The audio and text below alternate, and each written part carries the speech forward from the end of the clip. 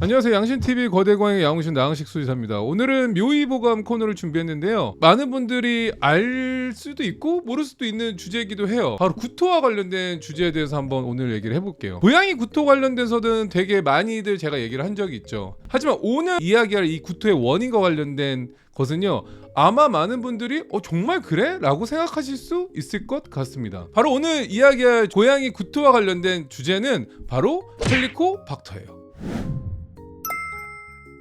많은 분들이 헬리코박터 하면은 유산균 생각하시고 사람이 헬리코박터 걸리는 거 아니야? 생각하실 수도 있는데 고양이 또한 헬리코박터 감염이 될 수 있어요. 헬리코박터 균으로 인해서 주 증상은 구토가 있을 수가 있겠지만 왜 이게 헬리코박터가 사람하고 다른 것과 아니면 동일한 건 어떤 게 있는지 이러한 것들에 대해서 한번 이야기해 볼까 해요. 사람한테는 헬리코박터 진단받으시는 경우 좀 종종 있으실 거예요. 사람에서 일으키는 이제 헬리코박터 균은 이 균이 한 가지만 있는 게 아니라 여러 가지 타입의 균이 있다라고 보시면 돼요. 문제를 일으키는 헬리코박터 균의 이 종은 헬리코박터 파일로리라는 균입니다. 이 헬리코박터 파일로리라는 균은 1994년 세계보건기구에서는 이 헬리코박터 파일로리라는 이 균이 사람한테 바람인자가 될 수 있다라고 규정을 내렸어요. 그만큼 헬리코박터 파일로리가 많이 검출이 되고 파일로리로 인해서 위장관 문제를 일으킨다라고 보고되고 있죠. 고양이도 헬리코박터 균에 감염이 되고 헬리코박터 균을 가지고 있는데 사람과 똑같은 헬리코박터 파일로리 균을 가지고 있을까? 라고 한다면 정답은 일단 예스입니다. 그럼 사람의 경우에는 이 헬리코박터균이 어떤 식으로 감염이 되냐면 또 이제 구강 대 구강으로, 그러니까 마우스 투 마우스로 이제 감염되는 경우가 되게 많고요. 한국처럼 음식을 같이 덜어 먹는다던가 같이 섞어 먹는다던가 아니면 술잔을 공유하는 문화에서도 당연히 감염될 가능성이 높다라고 보시면 돼요. 그러면 고양이한테는 이 헬리코박터 파일로리균이 문제가 될까? 라고 한다면 일단 정답은 예스입니다. 고양이의 경우에는 이 헬리코박터 파일로리 균뿐만이 아니라 가장 대표적인 균은 헬리코박터 펠리스라는 균이에요. 헬리코박터 펠리스 외에 헬리코박터 하일만이라는 균이 고양이한테 일으키는 대표적인 헬리코박터 균으로 알려져 있기는 합니다. 그러면 사람의 헬리코박터 파일로리 균하고 고양이한테 헬리코박터 파일로리 균은 서로 감염이 잘 되냐?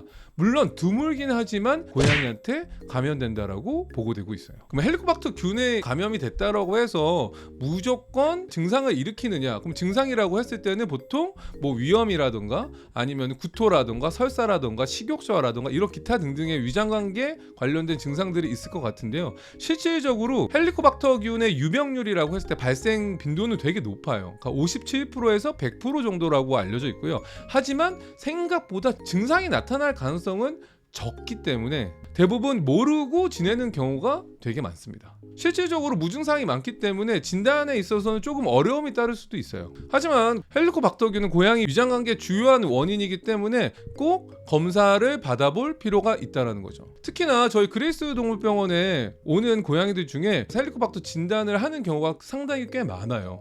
근데 어떻게 진단을 할 수 있냐면요, 일반적인 방법으로는 진단을 하기가 힘들고요, 꼭 내시경 검사를 통해서 진단을 할 수가 있습니다. 그러니까 내시경 검사라고 하는 거는 내시경을 통해서 헬리코박터 진단 키트가 있어요. 키트를 통해 가지고 샘플 조직을 채취한 다음에 그걸 통해서 진단을 하는 방법이 있고, 두 번째는 채취된 조직을 의뢰를 해서 헬리코박터 균은 이게 나선균이라고 하거든요. 꼬불꼬불한 균으로 보여요. 그렇기 때문에 이 나선균이 있는지에 대한 유무 검사를 의뢰해서 진단하기도 하죠. 저희 병원 같은 경우에는 헬리코박터균 감염에 대해서 내시경 검사를 한다라고 한다면은 보통 당일 진단 키트 통하거나 아니면 현미경 검사를 통해서 이 꼬불꼬불한 나선균이 있는지 유무를 확인하기도 해요. 그러면 사람의 경우에도 당연히 치료 방법이 있죠. 그럼 고양이도 치료 방법이 있느냐라고 한다면은 고양이도 치료 방법이 있습니다. 고양이의 경우에는 보통은 항생제, 위산분비 억제제 이런 이렇게 조합, 약물의 조합을 통해서 3주 정도의 약물 복용을 하면은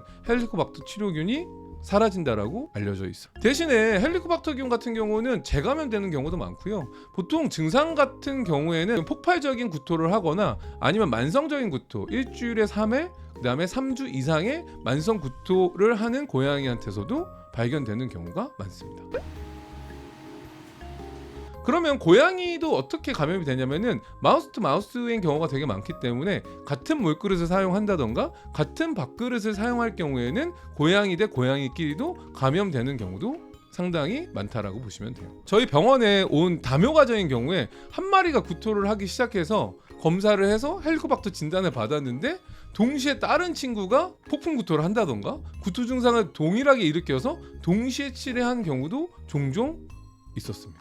간혹 헬리코박터뿐만이 아니라 동일하게 다른 질환을 가지고 있는 경우도 종종 많아요. 뭐 예를 들어서 IBD가 있다던가 염증성 장질환이 있는데 헬리코박터가 같이 감염이 돼 있다던가 이런 경우에는 궁극적으로는 다른 기저질환, 다른 문제가 없는지에 대한 것도 확인을 하고 같이 치료 관리를 할 필요가 있는 거죠. 실질적으로 저희 그레이스 동병원에 와서 헬리코박터 치료하는 애들은 염증성 장질환을 갖고 있는 경우도 상당히 많더라고요. 그래서 저희는 뭐 내시경을 진행을 했을 때 보통 위에서 조직 검사를 해서 헬리코박터 진단을 하기도 하지만 소장에 있는 점막의 상태로 확인하고 거기에 대한 조직 샘플링을 한 다음에 그 다음에 다른 문제가 없는지를 꼭 확인하기도 해요.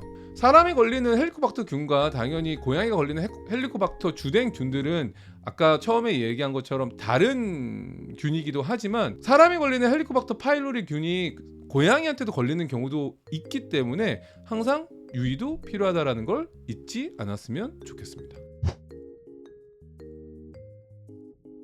오늘 묘의보감, 이 균이 고양이도 걸리나?